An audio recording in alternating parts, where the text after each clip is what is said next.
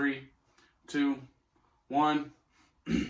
Welcome to Griff Burns Books. I'm Griff, the non-toxic grunt, here on Griff Burns Books. We don't actually burn any books. We do short-form book reviews and read poetry. These are two of my poems from my book, Burned in Babylon, available on Amazon. Go check it out. Thank you for all the support. The first one I'm going to read is The Hospital Gorilla Guy's Glory. In Al-Qut, the mission was to deliver hospital supplies. We were in high-back Humvees, plenty of firepower to escort 7 tons. This gorilla guy delivered so many hospital things, a crowd of kids and women began to come see. One brave boy approached me. Mister, he said as he touched my armored flak. Is this you, he inquired of me. I didn't want to be misunderstood. We're all human too.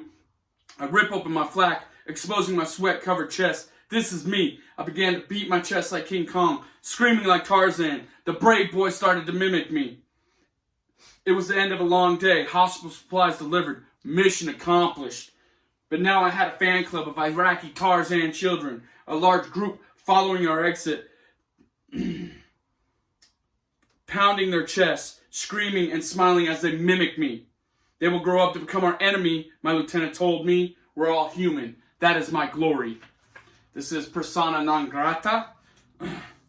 That's why you don't get it. You're brainwashed and ignorant. The Marines made you incapable. The hero's journey is beyond you. The culture and society has canceled you. Listen, here's your C. Don't debate me. You were made for baby killing. Here you go, Marine. I sat there and took it, contemplating appealing it. My work is better than a C-. I just accepted it. Kinda believed it. I am what she thinks. What do they think of me? I care too much about opinions of sheep. What other people think of me? I didn't kill my babies. I wasn't brainwashed. I enjoy being an infantry Marine. It's why this English professor hated me. Her hate will never define me. I'm the hospital gorilla guy. Fuck this commie. Okay, so those are my 2 poems from my book, Burned in Babylon, Broken Bitter But Not Ever Giving Up, the manifesto of Robin Ralph Griffiths, the toxic grunt. The first poem there, The Hospital Gorilla Guy's Glory, is about an experience I had in 2003. After invading Iraq, we were supplying a hospital with hospital supplies, obviously, in Al-Qut, Iraq. And then the second one is an experience I had at Pensacola Junior College in Pensacola, Florida, with an English professor who was a straight-up Marxist and hated me because I was a proud war veteran. Still proud to be a Marine. Always will be proud to be a Marine. This is Griff Burns Books, though. We do short-form book reviews and read poetry to you. Let me get these back off. And I got a doozy for y'all today. I got a doozy. So that's why I wanted to read some of my poetry from my book, Burned in Babylon. Please go check it out. It is available on Amazon. Thanks for all the support. But today, I got Assholes, a Theory by Aaron James. And yeah, it is a great book, and I'm going to review it for you right here. I got some notes. This is a work of philosophy. So Aaron James is a PhD in philosophy from this little known university called Harvard. Maybe y'all heard of it. He's also a professor at UC Irvine. So a celebrated philosopher, right? This guy's obviously read some philosophy books before. And he wrote one, which is called Assholes, a Theory. Good book. And yeah, that was my poetry I wanted to read to y'all. So with Assholes, this book is academic when I'm talking about philosophy. It's not, I don't say philosophy and I don't say academic tongue-in-cheek. There is a robust footnotes and index section in this book. And then also, the author adds an entire appendix here where he's discussing game theory and assholes. And to be honest, this section is over my head. And it was hard to contemplate on what the author was trying to convey on that section.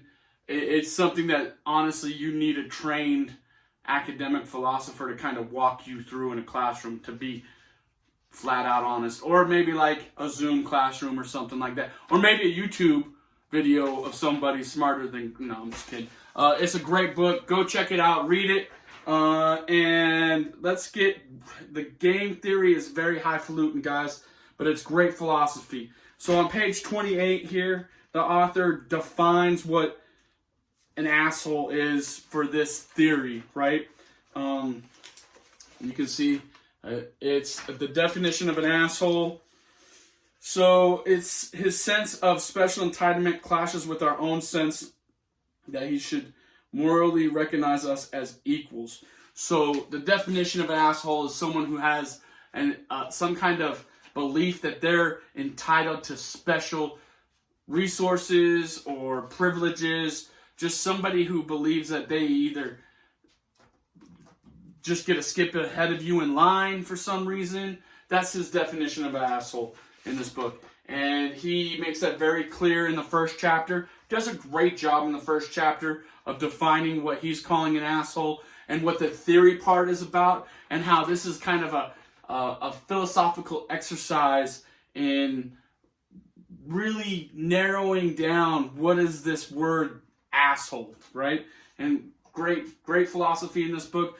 Lots of known philosophers get thrown around and referenced in the book. It has a robust index section. It has lots of footnotes. It's good to go with all that stuff. It's very academic. You could teach a philosophy course probably off this. Like maybe you could get away with like an introduction to philosophy and adding this in as like a like you know what I'm talking about.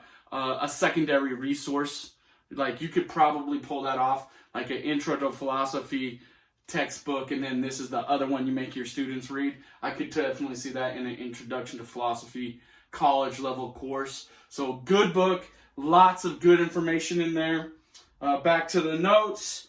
So in chapter 2, the author titled it Naming Names, and what he does is get political. And so I've told you his pedigree: PhD, Harvard, UC Irvine, that's Cali.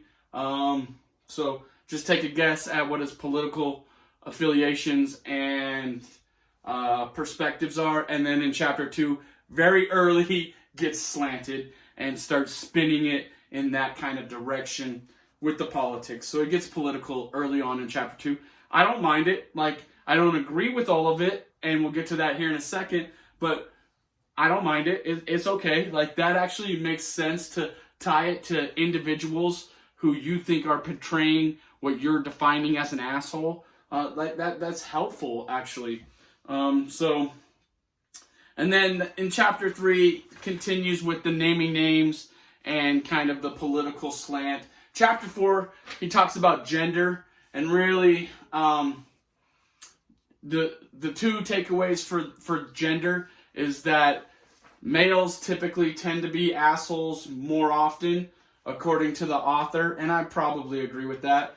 But the thing I don't agree with the gender takeaway from the author is that he believes that it's all social conditioning and not just natural order, or what you could even say DNA science.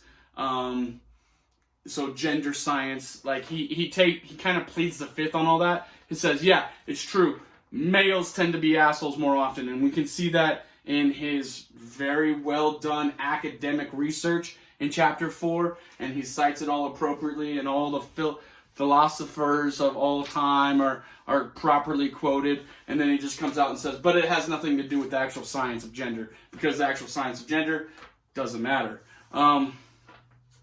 Disagree with that. I would say that it's probably mostly the science that's making males more assholes than females. So that's chapter 4, and Gender of Assholes, a Theory by Aaron James. Go check it out. And let's see, we're going to continue to burn this book, because that's what we do here at Griff Burns Books. I burn books, but not really. Existentially, I burn books, guys. Come on, get with it, dude. I don't actually burn books. It's silly. Anyways, deep dive into this book. My question that I kept coming up with after reading this book, and it's a great book, and I highly recommend reading it. It's probably not something you should listen to on tape, because it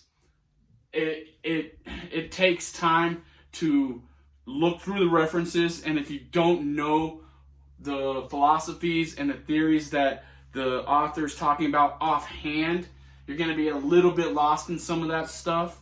And so it helps to actually have the book and read it, and that way you can also look up the references and the philosophies and the ideas that are in it.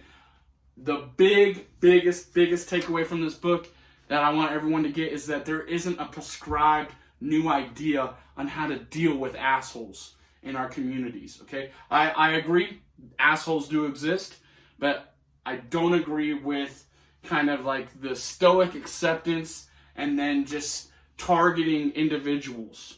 Okay, so stoic acceptance of assholes existing and of evil things happening, that's great, and we don't need this guy to tell us about it. We have all the philosophers he names in this book. But he also just doesn't name those philosophers. He names other people in contemporary politics and calls them assholes without much evidence, which isn't really fair. So, in my opinion, I think he would have done better to ask himself the question, are they assholes or are they leaders or are they alphas? And that's my retort back. Maybe not everybody you consider an asshole is an asshole. Maybe those people are leaders and alphas, and those special entitlements and privileges and resources go to the people that they're either protecting or providing for. And so maybe one man's asshole is another man's alpha. Tracking with that one? And so we get pretty deep into the philosophy here. The author kind of puts the paradigm between, neoliberal, altruistic, hopeful versus conservative, cynical, traditionalist. And that is represented in Hobbes. And then he also has, Rousseau kind of as the opposite. And it's not that I want to dig on the author too much.